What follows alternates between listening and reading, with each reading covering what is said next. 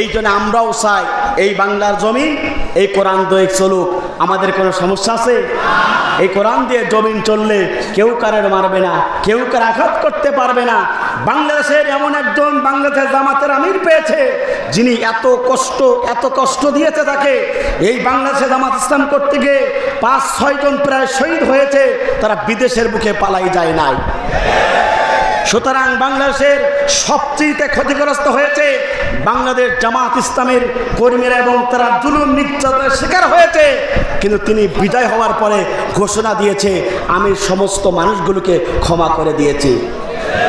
সুতরাং যে ব্যক্তিটা জুলুম নির্যাতনের শিকার হওয়ার পরেও মানুষকে ক্ষমা করে দিতে পারে, এই ব্যক্তিটা মনে হচ্ছে বাংলাদেশ চালানোর সবচেয়ে বড় দাবিদার। কথা বলুন ঠিক না বেঠিক? উপস্থিতি আরেকটা কথা বলে আমার আলোচনা শুরু করতে চাই। আমাকে অনেকে প্রশ্ন করেছে যে হুজুর, বাংলাদেশের স্বাধীনতার পূর্বে দীর্ঘ 5টি বছর বাংলাদেশের সবচেয়ে আলোচিত বক্তা ডক্টর মিজানুর রহমান আজহারী তিনি আলোচনা করতে পারেন না। এই জালিম শেখ হাসিনা স্বৈরাচার শাসক, রক্ত খচিত শাসক, যে রক্ত না দেখলে তার ঘুম হতো না। পরিকল্পিত করে শেখ হাসিনা ডক্টর মিজানুর রহমান আজহারীকে বিদেশের মাটিতে তারাই তাকে বিতাড়িত করেছিল। অনেকে আমার কাছে প্রশ্ন করে, ডক্টর মিজানুর রহমান আজহারী কবে আসবে? আমরা একই টেবিলে কথা বলেছি, একই সাথে আমরা একটি অনুষ্ঠানে ছিলাম। তার কাছে আমি দাবি রেখেছিলাম, ভাই আপনি কবে যাবেন বাংলাদেশে? আপনাকে তো বাংলাদেশের লোক অনেক বড় জায়গায় দেখতে চায়। তিনি বলেছিলেন, ইনশাল্লাহ কোরআনের মঞ্চে আমি কথা বলবো অতি তাড়াতাড়ি, অর্থাৎ এই মাসের শেষ অথবা আগামী মাসের প্রথম সপ্তাহে ডক্টর মিজানুর রহমান আজহারী বাংলার জমিনে আসবে ইনশাল্লাহ। বাংলাদেশের 64টা জেলায় যেমন মুফতি আমির হামজা কোরআনের তাফসীর করছে, ডক্টর মিজানুর রহমান আজহারী অর্থাৎ তিনি পর্যন্ত কোরআনের কথা বলবে। আপনারা খুশি না বাজার? জোরে বলেন খুশি না বাজার? এই জন্য দোয়া করবেন ইনশাল্লাহ অতি তাড়াতাড়ি ডক্টর মিজানুর রহমান আজহারী এই বাংলাদেশের 64টা জেলায় কথা বলবে ইনশাল্লাহ। ডক্টর মিজানুর রহমান আজহারী এমন একজন আলোচক, আপনারা খুশি হয়ে যাবেন, যিনি আপনার আফ্রিকাতে জোহানেসবার্গে প্রায় 92 বিলিয়ন টাকা খরচ করে একটি মসজিদ, অর্থাৎ যারা আফ্রিকাতে থাকে ওই দেশের বাংলাদেশি প্রবাসীদের নিয়ে একটা সংগঠন করে 92 বিলিয়ন টাকা দিয়ে একটা মসজিদ সেখানে সবচেয়ে আফ্রিকাতে বড় মসজিদ তৈরি করতে যাচ্ছে। আপনারা খুশি না বাজার? সুতরাং আমরাও চাই এই বাংলার জমিনে প্রত্যেকটা মসজিদ থেকে এমন কোরআনের ভাষণ চলে আসবে। আমরা চাই এদেশে কোনো প্রকার চোর থাকবে না। আমরা চাই এদেশে ধর্ষণকারী থাকবে না। আমরা চাই যারা বাংলাদেশ থেকে প্রতি সেকেন্ডে 22,000 টাকা লুট করে বিদেশের মুখে পাঠিয়েছে, যারা আপনার আমার ট্যাক্সের টাকা প্রতি মিনিটে 1,32,000 টাকা পার করেছে, আমরা চাই যারা বাংলাদেশের থেকে প্রতি ঘন্টায় কোটি কোটি টাকা পাচার করেছে, আমরা চাই গত 17 বছরে জুলুমের শিকার হতে হয়েছে প্রায় 99.1 বিলিয়ন যারা টাকা দুর্নীতি করেছে, যারা 94,000 বিলিয়ন দশমিক 1 টাকা তারা এদেশ থেকে ঋণগ্রস্ত করেছে।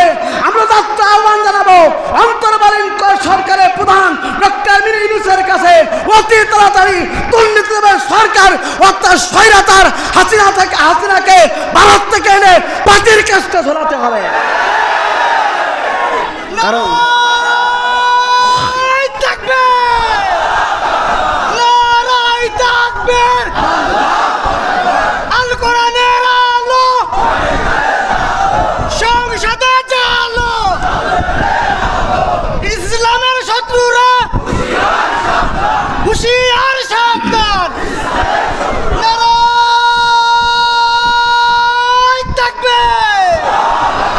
এতটাই দুর্নীতি করেছে, আপনার আমার রক্তগুলো চুষে খাবার মতন শেষ। কথা বলুন ঠিক না বেঠিক? এতটাই দুর্নীতি করেছে, ব্যাংকগুলোকে লুট করা হয়েছে, এতটাই দুর্নীতি করেছে, বাংলাদেশের সমস্ত মাটিগুলা ওরা খেতে পেলে সবচেয়ে খুশি হয়ে যেত। কিন্তু বিজয় দান করেছেন তিনি কে? ইন্না বাদশা রব্বিকা লাশাদীদ। যখন আল্লাহ পাক ধরবে দুনিয়ার কেউ আর রাখতে পারবে না। আমরা দেখেছিলাম ফেরাউন অর্থাৎ মুসা আলাইহিস সালাতু ওয়াস সালাম কালেমার দাওয়াত দিয়েছিল, ফিরাউন সহ্য করতে পারে নাই, মুসাকে বিরোধিতা করেছিল, সেই ফিরাউনকে সুপিয়ে সুপিয়ে মেরেছিলেন তিনি কে? আমরা দেখেছিলাম মুসলিম জাতির পিতা ইব্রাহিম আলাইহিস সালাতু ওয়াস সালাম, তিনিও কালেমার দাওয়াত দিয়েছিল। নমরুদ তাকে নির্যাতন জুলুমের শিকার করেছিল, আগুনতে পুড়িয়ে থেকে মারার জন্য চেষ্টা করেছিল। সে আগুন থেকে মুসলিম জাতির পিতা ইব্রাহিমকে আল্লাহ রাব্বুল আলামিন রক্ষা করেছিলেন। আর জুতা পিটা করে গোটা পৃথিবীতে দৃষ্টান্ত রাখার জন্য নমরুদকে আল্লাহ রাব্বুল আলামিন পৃথিবীর মাঝ থেকে বিদায় গ্রহণ করেছিল। আমরা দেখতে পেরেছিলাম আপনার আমার নবী অর্থাৎ তিনি কালেমার দাওয়াত দেওয়ার কারণে আবু জেহেল তার বিরোধিতা করেছিল। সে আবু জেহেলকে আল্লাহ রাব্বুল আলামিন মাদ আর মুআদের কাছ থেকে তারা পৃথিবীর মাঝ থেকে দুই ভাই ওই আবু জেহেলকে অর্থাৎ সপ্তাহে পৃথিবীর মাঝ থেকে বিদায় গ্রহণ করেছিল। কথা বলুন ঠিক না ঠিক? আর বাংলাদেশের সবথেকে স্বৈরাচার শাসক, জুলুমকারী শাসক, রক্তচোষা শাসক, সবথেকে ধর্ষণকারী অর্থাৎ যে আল্লামা সাঈদীকে প্ল্যান করে হত্যা করেছিল ভারতের প্রোটেকশন দিয়ে, সে আল্লামা সাঈদীকে নির্মমভাবে শেখ হাসিনা হত্যা করেছিল। সেই শেখ হাসিনাকে আল্লাহ রাব্বুল আলামিন এমন শাস্তি দিয়েছে 2024 সালে ছাত্রদের কাছ থেকে জুতা পিটা খেয়ে লুঙ্গি উঁচু করতে করতে চলে গিয়েছে।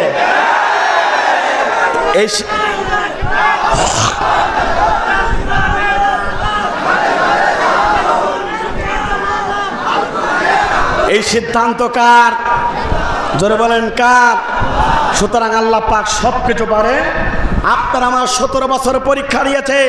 এই 17 বছরের পরীক্ষার মাধ্যমে আল্লাহ পাক যাচাই বাছাই করতে চেয়েছে কারা আমার কোরআনের পক্ষে ছিল আর কারা ওই স্বৈরাচারের পক্ষে ছিল। 17 বছর আল্লাহ পাক পরীক্ষা নিয়েছে। যে কারা জীবন দিয়েছে, ফাঁসির মঞ্চে গিয়েছে, কিন্তু কোরআন ছেড়ে দেয় না, ইসলামী আন্দোলন ছেড়ে দেয় না। তারা জানতো নিশ্চিত যদি কোরআনের পক্ষে বিপ্লবের কথা বলি আমাদের বুকটাকে ছারকার করে দেবে, আমাদের জীবন চলে যাবে, নিশ্চিত আমাদেরকে দুনিয়ার মাঝে বিদায় গ্রহণ করানো হবে। তারপরেও ইসলামী আন্দোলনের কর্মীরা 1 ইঞ্চি জমিন থেকে ছেড়ে দেয় না। আজকে এমন অবস্থা হয়েছে যে পালাতে পালাতে চলে গিয়েছে। সুতরাং বুবু, তোমার অবস্থা ভবিষ্যতে এমন হতে পারে যে তোমার এই বাংলার জমিনে বাংলাদেশের মুসলমান তোমার ফাঁসি চায়। কথা বলুন ঠিক না বেঠিক? কারণ হচ্ছে